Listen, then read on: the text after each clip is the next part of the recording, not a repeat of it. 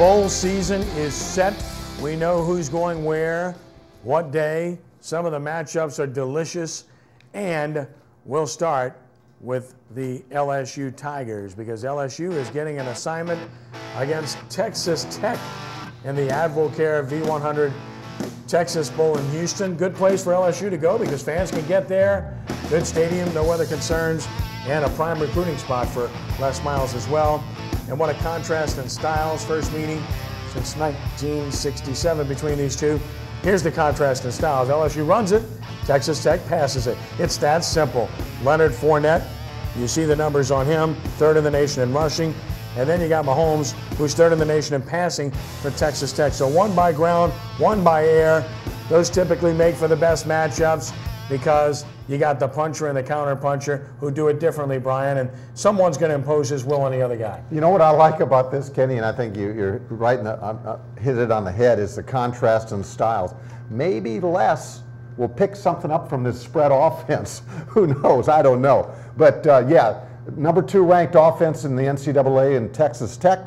They're just yards and points by the bushels against not a bad defense by LSU, so we'll see what happens here. But it looks like it's going to be entertaining. These are both recruiting hotbeds for both schools, but I like the idea that maybe something will rub off on Les Miles out of this game. Fat chance. I know. Ricky? Oh, I'm glad my school, they finished like LSU about the same thing, and we're going to play Navy up in Maryland in the bowl game, but just looking at LSU, they got to be disappointed, right? Going to a bowl like this. I mean, they looking to be in the national championship, and they done fell very low. So I know they got to be disappointed, but take your hat off to them. They did make a bowl game. I kind of thought they'd end up in Florida. A lot of people were hoping they'd play Michigan in one of the Florida Bowls. Didn't work out. That said, LSU fans will travel to Houston much more than they will travel to Florida. So I think their fan support will be good for this particular game. Then we have 2 bowl games in New Orleans, starting with the R+L Carriers New Orleans Bowl, and this is a good matchup.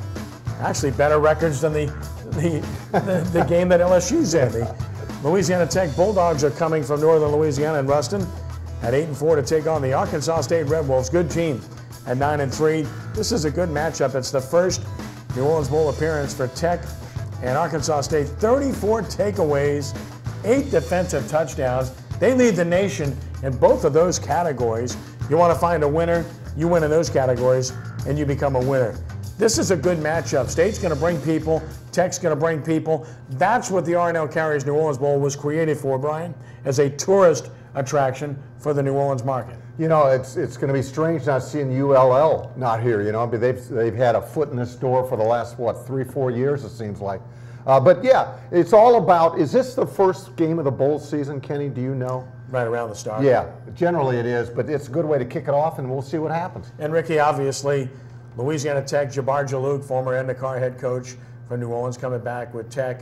And when you saw those defensive numbers at Arkansas State, you got excited when you see those kind of takeaways, right? Anytime you're leading the country and doing like they're doing, that's great. But just to know that, Willie Rofe and Bradshaw and them, they'll be back and supporting their team too. Yeah, you're right. They'll probably show up. Right, they'll show up. They may be honorary captains or something. That'll be great for them. Of course, the other bowl game in New Orleans is a big one, the Allstate Sugar Bowl.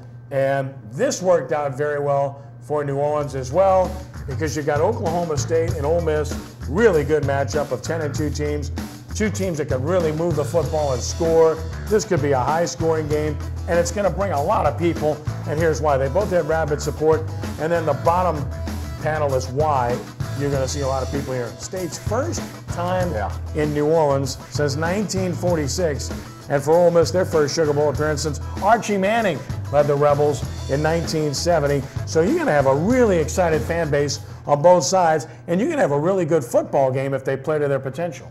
And Archie was the MOP, I think, of that bowl game. So back in 70. So the Manning family will be here, and I guess if Peyton isn't starting in Denver, he may come in for that game as well. Ricky. Well, I'll tell you what. J.J. McCluskey's son played for Oklahoma State. Man, he's doing a great job. Jalen, yes. Yeah, I mean, he's doing a great job down there. Got a lot of playing time this year, so he's a big-time freshman down there. I'll tell you what. When you look at some of the other bowl games, the Pick Six and those games, there's some really outstanding bowl games, and I think this is one of them.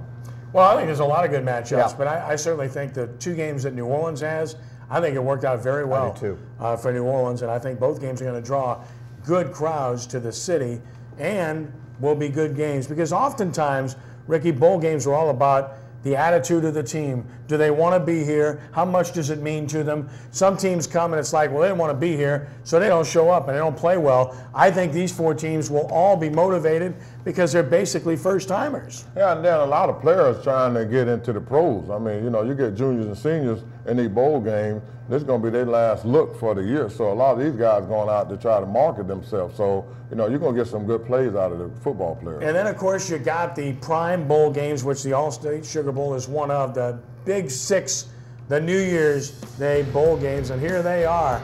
First of all, you got the semifinal game, the Capital One Orange Bowl, Clemson against Oklahoma, and the semifinal game being played at the Cotton Bowl in Arlington. The Goodyear Cotton Bowl is Alabama against Michigan State. A couple of great matchups in the semifinals. The Chick-fil-A Peach Bowl on New Year's Eve. Here's another good matchup. Houston is a good football team, well coached by Tom Herman.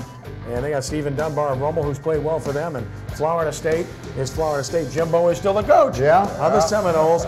And then the Battle Frog Fiesta Bowl, good matchup. Notre Dame and Ohio State, a couple of storied programs. And then the Rose Bowl, another outstanding matchup.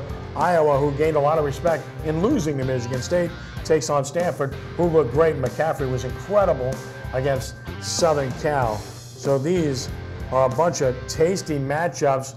I can't find a bad one in the mix, Brian. I think they're all good. I agree, and look, this is a perfect setup for the quarterfinal games. You could get those last 2 matchups that were on the screen. They could be quarterfinal matchups, and then you're talking about a real playoff system. Well, I think Michigan State the weakest team up there. The other teams are pretty good. Yeah. I think Michigan State the weakest team up there. Okay, that's an interesting thought. Sparty's not going to like that. They're pretty good. Yeah. But they did struggle to beat Iowa. We shall see. And, of course, it was a big weekend for high school football this past weekend. Another big weekend coming this coming weekend, the Select School Championships. Catholic High with a field goal on the final play of the game and an absolute thriller to upset the #1 seed and nationally ranked Archbishop Rummel. Great win for Dale Weiner and the Bears. Notre Dame, what a defense Louis Cook's team showed in stopping Potent Riverside, 13-3. Great game. Parkview Baptist outlasted St. Thomas More, 24-21. And Southern Lab dominant against St. Mary's, 36-2 to complete the Select School Championships. And now the non-select championships coming up this weekend in Class 1A at 4:30. It's the top 2 teams, Haynesville and Kentwood. Big-time game, big-time athletes. In Class 2A at 8 p.m. Friday night, Mangum and Kinder in a good one. Both have been there, done that before. Then you transition to Saturday. We'll have all 3 of these games broadcast on WGSO 990 AM. St. James and Lutcher. Everybody in St. James Parish is coming to New Orleans. There won't be anybody left. And this is a rematch game, by the way. And then you got Endicott. What a job by the Cougars. Back in the Dome to take on Neville, the defending champion in 4A. And then in 5A, how about those Johnny Red Patriots? First time since 1985 in the championship, taking on the Gatorade Player of the Year in Louisiana, Lindsey Scott, and the Zachary Broncos. And what should be another outstanding matchup. And it should be great crowds as well. We look forward to it, Brian, and obviously this is a special time for high school football. Yeah, and those 3 games on Saturday, Kenny, they look like great matchups in the sense they're going to draw some people to the Dome. And Kenny, I couldn't echo your words any better than to have the Friday night games that were here this past Friday night and then to have a Pelicans game across the street.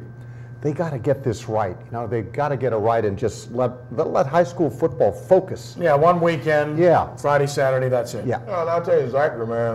John Eric got to put some points up. They got 7 last week to 6. I know. 7 points ain't gonna beat Zachary. So John Eric got to find a way to score some more points. Yeah, and then Endicar's got a tall task against Neville, the defending champion.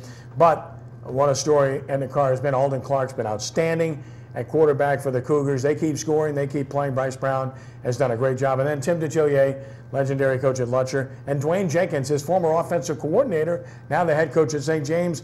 They get to know each other again in a rematch game. The difference this time is St. James has its quarterback back, who's a special player in Lowell Narcisse. We'll take a time out here. When we continue in just a moment, the Pelicans and more as Sports NOLA TV continues on WHNO TV 20.